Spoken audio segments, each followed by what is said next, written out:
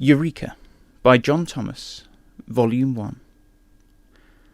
Chapter 2, Section 2. To the angel of the ecclesia of the Smyrnians. And to the angel of the ecclesia of the Smyrnians write, These things saith the first and the last, who was dead and lived.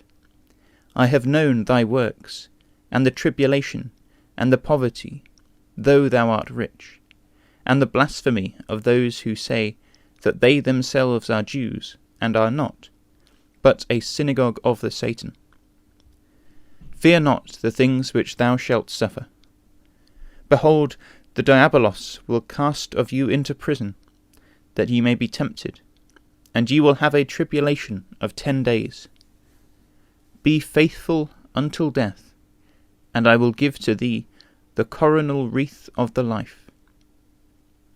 He that hath an ear, let him hearken to what the Spirit saith to the ecclesias.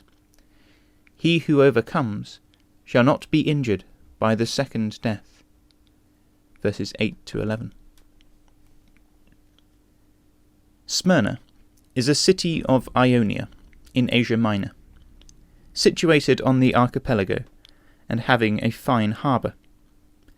It is still a place of great consideration, having a large foreign trade, and a population of about 140,000. The present city is on lower ground than the ancient one, and lies about 45 miles northward of Ephesus. It is called Esmir by the Turks, and is celebrated not so much for the splendour and pomp of the buildings, which are rather mean and ruinous, as for the number and wealth and commerce of the place. The Turks have here 15 mosques, and the Jews several synagogues. Among these enemies of the Christian name, says Bishop Newton, the Christian religion also flourishes in some degree. But this is a great mistake. His episcopal lordship mistakes the Nicolaitan apostasy, of which his own communion is an influential part, for the Christian religion. The religion of the Bible has long since been exterminated from Smyrna, and nothing remains there now but the abominations of the earth. Smyrna still retains an ecclesiastical preeminence, being a metropolitan see of the Greek Church, which has 2 congregations. But besides these, there is a great number of Nicolaitans of all nations, sects, and languages. The Latins have a monastery of Franciscans, the Armenians have a church. But the English, who are the most considerable number, are said to have only a chapel in the consul's house. Frequent plagues and earthquakes are the great calamities of the place. We have no special notice of Smyrna in any other book than the Apocalypse. The Gospel was most probably introduced to the notice of the Smyrnians by Paul during his 3 years' residence in Ephesus. Though not much noted in the Scriptures, it appears to have been a conspicuous congregation in the middle of the 2nd century, through its connection with Polycarp, a member of its star angel, who was burnt at the stake because he would not call Caesar Lord and sacrifice to his divinity. This occurred about AD 167, some 70 years after the Apocalypse was revealed. Ignatius, who had been an episcopal in the star angel of the ecclesia at Antioch for 37 years, 26 years of which he was officially contemporary with the Apostle John, came to Smyrna on his way to Rome, AD 107, whither he was sent by order of Trajan, to be thrown to the wild beasts for the entertainment of the people. While at Smyrna, he wrote a letter to the Ephesian ecclesia, in which he says, Onesimus exceedingly commends your godly order, and that you live according to truth, and that no heresy dwells with you. The thing referred to as heresy at that crisis was Nicolaitanism. Hence the words of Ignatius are equivalent to saying that Onesimus testified that no Nicolaitanism dwelt with them. It had not then, as yet, got into the Ephesian ecclesia, as the Spirit testified some 11 years previous, saying, Thou hatest the deeds of the Nicolaitans, which I also hate. But in the same letter he says, Some indeed, with much ostentation, make specious but fallacious pretensions, whose works are unworthy of God, whom you ought to avoid as wild beasts, for they are raging dogs, biting in secret, whom you should shun as being persons very difficult to be cured. One physician there is, bodily and spiritual, begotten and unbegotten, deity appearing in flesh, in immortal true life, both from Mary and from deity, first suffering, afterwards impassible. These raging dogs, alluded to by Ignatius, were the wicked men, and those who said they were apostles and are not, referred to by the Spirit. The Ephesians could not bear them, and on examining their specious but fallacious pretensions, as Ignatius terms them, found them liars. It appears from this letter that some of these pretenders to apostleship and teachers of Nicolaitanism went to Ephesus from Smyrna. I have known, says he, some who went from this place, whom you did not suffer to sow tares among you. You stopped your ears, so that you should not receive their seed, as being stones of the temple of your Father. Without Christ, think nothing becoming, in whom may I be found at the resurrection through your prayer, that my lot may be cast among the Ephesian Christians, who have always, to AD 107, harmonized with the apostles in the power of Jesus Christ. Ye are partakers of the mysteries with Paul the holy, the renowned, the blessed, whose footsteps may I follow. Neglect not assemblies for thanksgiving and prayer, for when you assiduously attend to these things, the powers of Satan are demolished, and his pernicious kingdom is dissolved by the unanimity of your faith. Remember me, as Jesus Christ also does you, as evinced by the apocalyptic epistle. Pray for the ecclesia in Syria, whence I am led bound to Rome, the meanest of the faithful who are there. In regard to the angel of the Smyrnian ecclesia, the exposition already before the reader, in relation to the 7 stars, and the angel of the Ephesian congregation, makes any further remark unnecessary.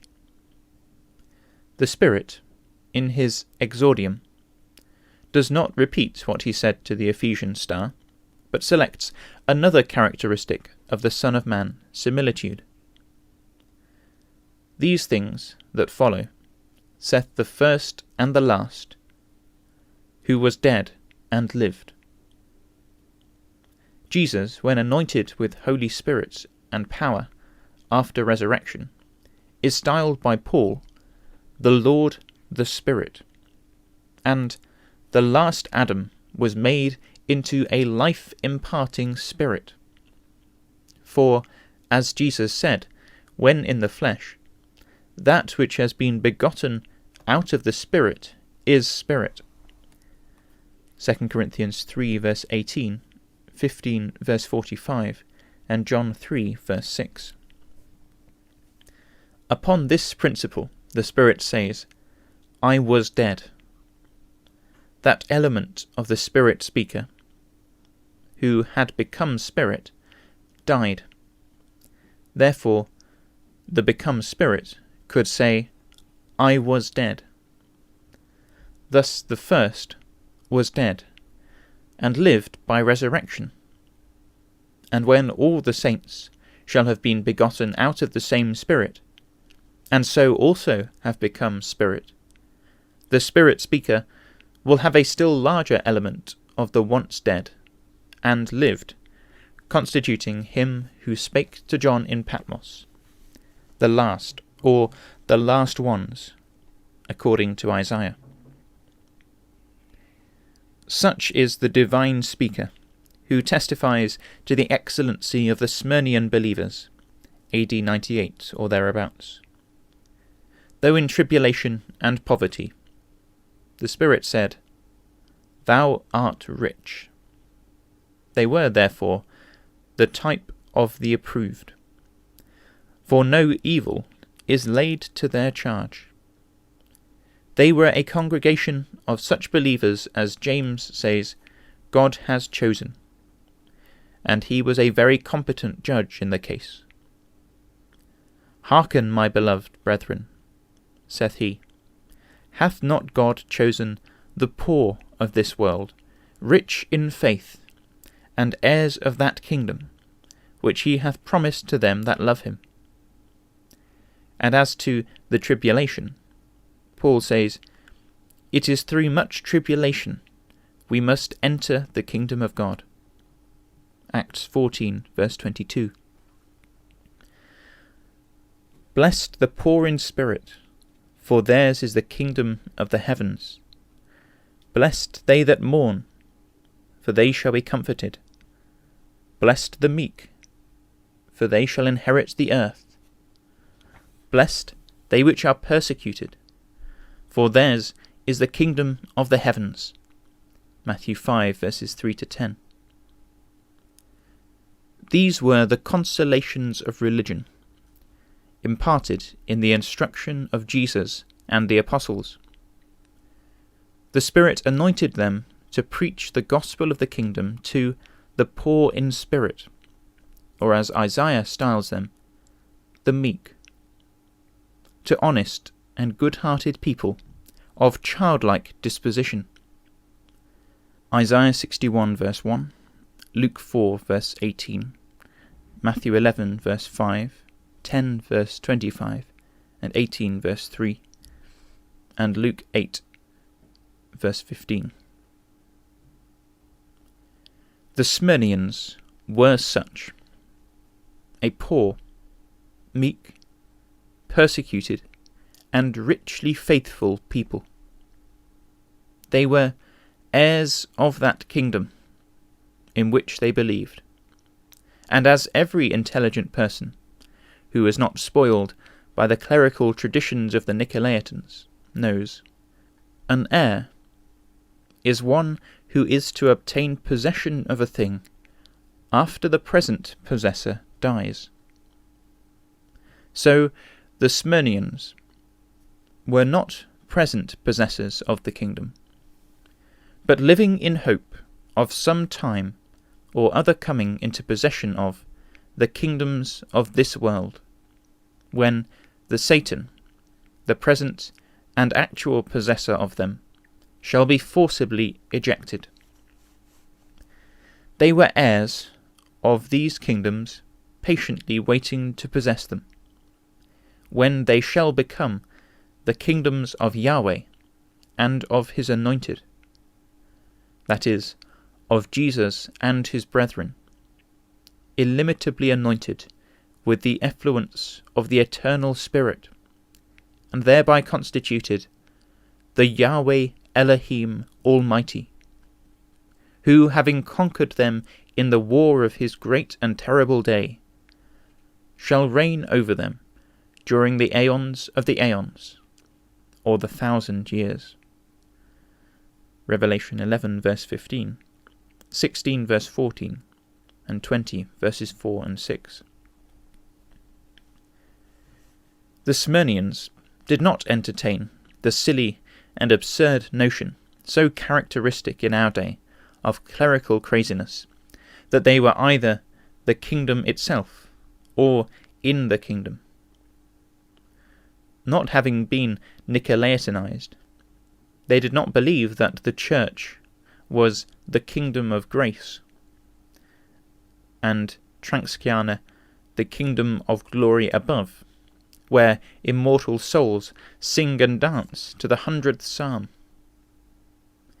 This teaching of the Nicolaitans, or vanquishers of the people, the Spirit says, I hate. The Ephesians hated it, and all scripturally enlightened people of the 1st century, and of the 19th, and of all intervening centuries, despise it and hate it also, with a hatred most perfect and cordial. It is nothing but Gnostic heathenism, contemptible and hateful to deity, and all the saints. The Smyrnians had no sympathy with oppositions of science, falsely so called, but were rich in faith, the substance of things hoped for, the conviction of things unseen. Hebrews 11, verse 1. 11.